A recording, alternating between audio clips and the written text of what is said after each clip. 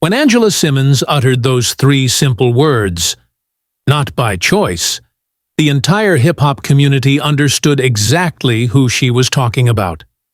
The phrase carried the weight of disappointment, resignation, and a story that had captivated fans for nearly a decade. What nobody anticipated was how dramatically the tables would turn, transforming Yo Gotti from the persistent suitor who finally won his prize into a man desperately trying to reclaim what he had lost. The saga began in 2015 with what seemed like an impossible dream.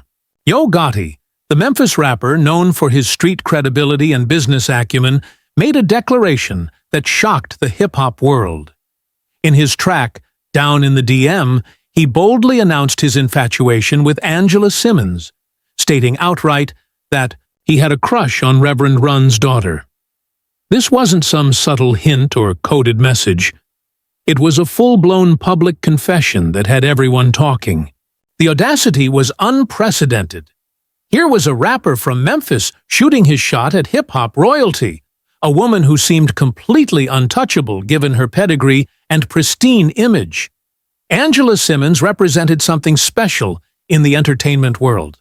As the daughter of Run DMC's Reverend Run, she had grown up in the spotlight, but maintained a level of class and sophistication that set her apart from typical celebrity drama. She had built her own brand around fitness, fashion, and family values, creating a wholesome image that contrasted sharply with much of the hip-hop scene's more volatile personalities. For Gotti to publicly pursue someone of her caliber was either incredibly brave or incredibly foolish, depending on who you asked. What made the situation even more remarkable was Gotti's persistence.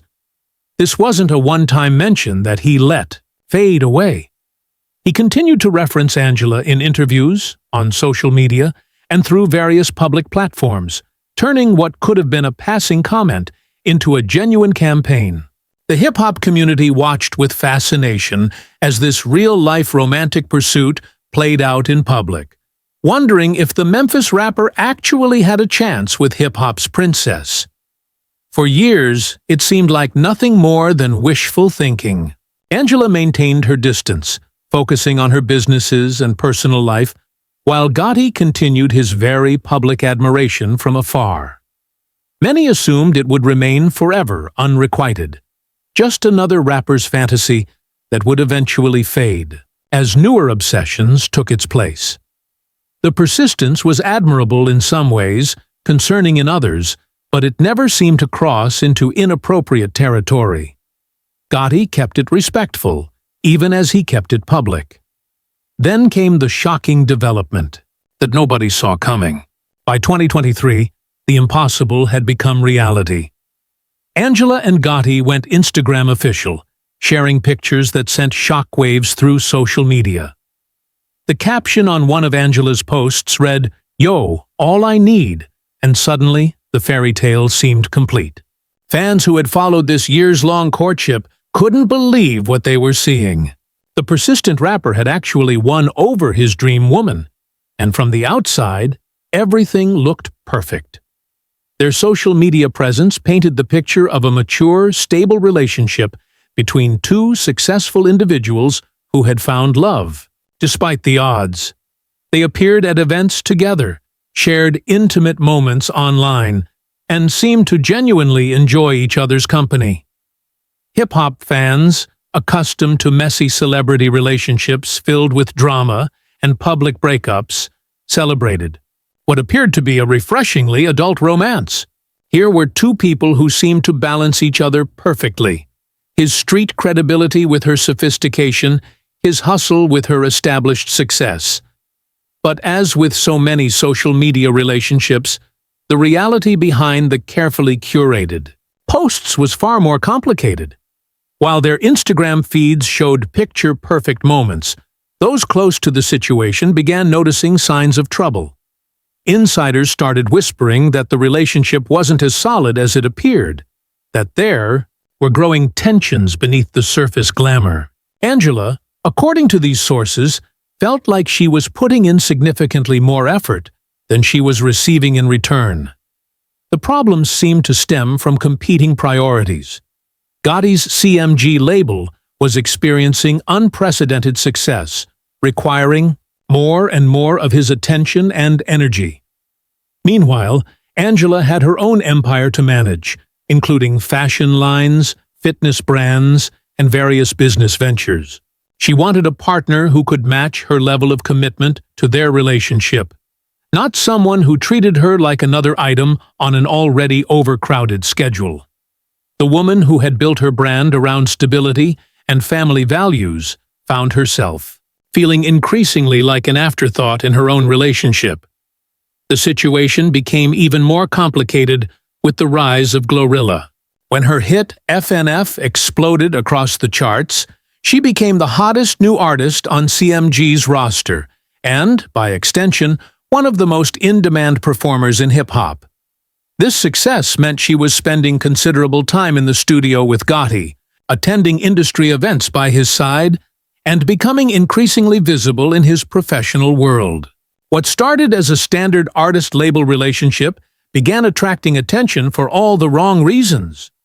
Initially, most people dismissed the speculation as typical industry gossip. Successful male executives working closely with talented female artists was nothing new, and both Gotti and GloRilla maintained that their relationship was purely professional. However, as GloRilla's star continued to rise and their public appearances became more frequent, the whispers grew louder. Social media detectives began analyzing every interaction, every photo, every public moment for signs of something deeper than a business partnership. The speculation might have remained just that, if not for Gotti's behavior. His treatment of GloRilla went far beyond what anyone would consider standard artist development. The gifts alone told a story that contradicted claims of a purely professional relationship. When he surprised her with a brand-new Maybach truck for her birthday, complete with a giant red bow and elaborate presentation, the hip-hop community took notice. This wasn't a bonus check or a nice piece of jewelry. This was a $200,000 luxury vehicle that spoke to a level of personal investment that seemed excessive for any business relationship. But the Maybach was only the beginning. The 18-karat Audemars Piguet Royal Oak watch that appeared on GloRilla's wrist shortly after was worth approximately $60,000, another extravagant gesture that raised eyebrows throughout the industry. These weren't subtle gifts that could be explained away as business expenses or standard artist perks. They were loud, expensive statements that seemed designed to make a point, though exactly what point remained unclear. The optics became even more problematic when considering how publicly Gotti displayed his affection and support for GloRilla. Every interview seemed to include glowing praise for her talent, work ethic, and potential. He appeared at her performances, hyped her up on stage, and generally behaved like someone who was personally invested in her success beyond what his role as label head required. The way he spoke about her achievements carried an emotional weight that suggested deeper feelings than professional pride. Meanwhile, Angela was watching all of this unfold while dealing with her own frustrations in the relationship. Sources close to her suggested that she wasn't naturally jealous or insecure, but she also wasn't naive. The combination of Gotti's increasingly busy schedule, his obvious investment in GloRilla's career, and the growing public speculation created a perfect storm of relationship problems. Angela found herself in the uncomfortable position of having to defend her relationship against rumors, while simultaneously feeling neglected by the very person she was defending. Her response to this situation revealed everything about her character and approach to handling adversity. Rather than engaging in public arguments or dramatic social media posts, Angela chose a more sophisticated path. Her Instagram stories began featuring subtle messages about knowing one's worth, accepting what flows naturally, and walking away from situations that no longer serve you. These weren't direct attacks on Gotti or GloRilla, but anyone paying attention could read between the lines. The most telling post came when Angela wrote, "I want what wants me in all areas. What flows, flows. What goes, goes." This wasn't typical motivational content, it was the quiet declaration of someone who had reached their breaking point. She was essentially telling the world that she wasn't going to fight for someone who wasn't, fighting equally hard for her. The message was clear. She deserved better than being someone's second priority. When the relationship finally ended, Angela's handling of the breakup became a masterclass in public relations and personal dignity. During an interview with Angie Martinez, when asked directly about her relationship status, Angela delivered what might have been one of the most graceful responses to a difficult question in recent memory. Her answer, "Not by choice, but you. No, I respect him. Some stuff is better left unsaid. Much love and respect to him. He's doing his thing. I'm happy for him." Managed to convey disappointment, class, and finality all at once. Those three words, "not by choice," carried incredible weight. They suggested that while Angela might have preferred a different outcome, she had accepted reality and moved forward with grace. The phrase implied that the decision to end things hadn't been hers, but that she respected it nonetheless. Her refusal to elaborate or throw blame demonstrated the kind of maturity that had always defined her public persona, even in the face of what must have been personal pain. But the story took an unexpected turn when GloRilla herself complicated the narrative. During a live Instagram session, she made statements that seemed to distance herself from Gotti, essentially denying the au-fait nature of their relationship in a way that left him looking completely blindsided. The woman who had been receiving all those expensive gifts and public displays of affection suddenly made it clear that whatever Gotti thought was happening between them wasn't mutual.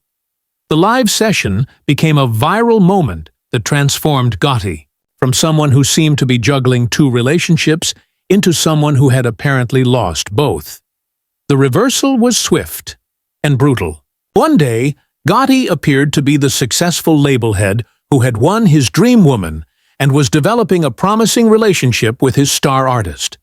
The next day, he looked like a man who had fumbled the relationship he had spent years building, while misreading the signals from someone he thought was interested in him personally. The public nature of both situations made the embarrassment even more acute. This dramatic shift in fortune seemed to trigger a desperate response from Gotti. Reports began surfacing that he was making frantic efforts to win Angela back, employing tactics that seemed increasingly desperate as they continued to fail. Flowers appearing at her door, late-night phone calls going unanswered, and attempts to arrange private meetings through mutual friends all painted a picture of someone who had suddenly realized what he had lost and was willing to do anything to get it back. The irony wasn't lost on anyone who had followed this story from the beginning. The same man who had spent years patiently and persistently pursuing Angela, demonstrating remarkable dedication and consistency, was now employing the same tactics, but from a position of weakness rather than strength. When he was the confident suitor shooting his shot at an unavailable woman, his persistence seemed admirable. Now that he was the ex-boyfriend trying to undo his mistakes, the same behavior appeared desperate and somewhat pathetic. Angela's response to these attempts revealed how completely she had moved on from the relationship. Rather than engaging with Gotti's efforts or giving him the closure conversation he seemed to desperately want, she maintained the same dignified silence that had characterized her handling of the breakup. Her social media presence showed a woman focused on her son, her businesses, and her personal growth, with no indication that she was pining for her former relationship or considering reconciliation. This silence was particularly powerful because it contrasted so sharply with the very public nature of their original courtship and relationship. Angela had learned that sometimes the most effective response is no response at all. By refusing to engage with Gotti's attempts at reconciliation, she was making it clear that their chapter was closed, and she had no interest in reopening it, regardless of his regrets or promises to do better. The situation became even more complex when considering the broader context of Gotti's professional life. Whispers in the industry suggested that his label was facing potential legal challenges, with some sources hinting at possible RICO investigations. Whether or not these rumors had any basis in reality, they added another layer of complexity to an already complicated situation. For someone like Angela, who had built her brand around positivity and success, any association with legal controversy would be unwelcome, regardless of her personal feelings. From GloRilla's perspective, the decision to distance herself publicly made perfect sense from a career standpoint. As one of the hottest new artists in hip-hop, with festival bookings, endorsement deals, and brand partnerships on the horizon, she couldn't afford to have her image tainted by association with industry drama or legal issues.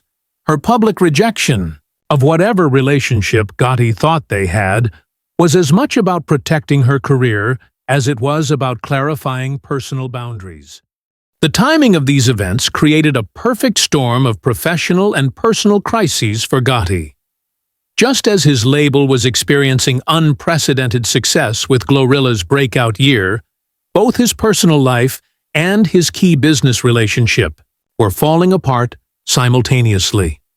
The man who had seemed to have everything figured out suddenly looked like someone who had lost control of the most important aspects of his life. What made the situation even more painful was the public nature of every development. In an earlier era, relationship problems and business disputes might have been handled privately, away from public scrutiny. But in the age of social media and instant communication, every gesture, every statement, and every silence was analyzed and interpreted by millions of observers. Gotti's personal struggles became entertainment for the masses, transforming private pain into public spectacle. The hip-hop community's reaction to these developments revealed the complex relationship between success, respect, and vulnerability in the culture. Some fans expressed sympathy for Gotti, recognizing that everyone makes mistakes and that losing someone you care about is always painful, regardless of the circumstances. Others saw his situation as a cautionary tale about taking good things for granted and failing to prioritize what truly matters.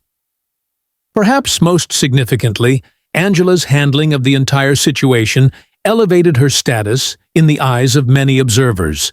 Her refusal to engage in public drama, her gracious response to difficult questions, and her focus on moving forward rather than dwelling on the past demonstrated a level of emotional maturity that stood in stark contrast to the typical celebrity breakup playbook. She had managed to emerge from a high-profile relationship, ending with her reputation not just intact, but enhanced. As the dust settles on this very public drama, the lessons seem clear. Gotti's journey from persistent suitor to successful boyfriend to desperate ex-boyfriend illustrates how quickly fortunes can change when priorities become misaligned. His story serves as a reminder that winning someone's heart is only the beginning. Keeping it requires the same dedication and attention that earned it in the first place.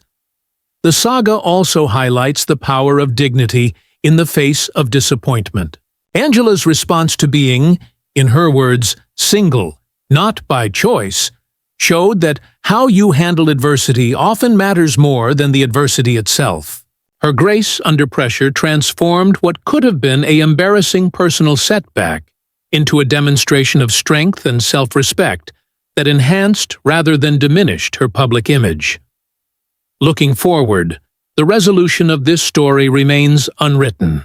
While Gotti continues his apparent efforts to win Angela back, her silence suggests that some opportunities, once lost, cannot be reclaimed regardless of the regret or effort applied. Sometimes the most powerful lesson is learning to live with the consequences of our choices, and this very public drama may ultimately serve as a reminder that success in one area of life means nothing if you lose what truly matters in the process.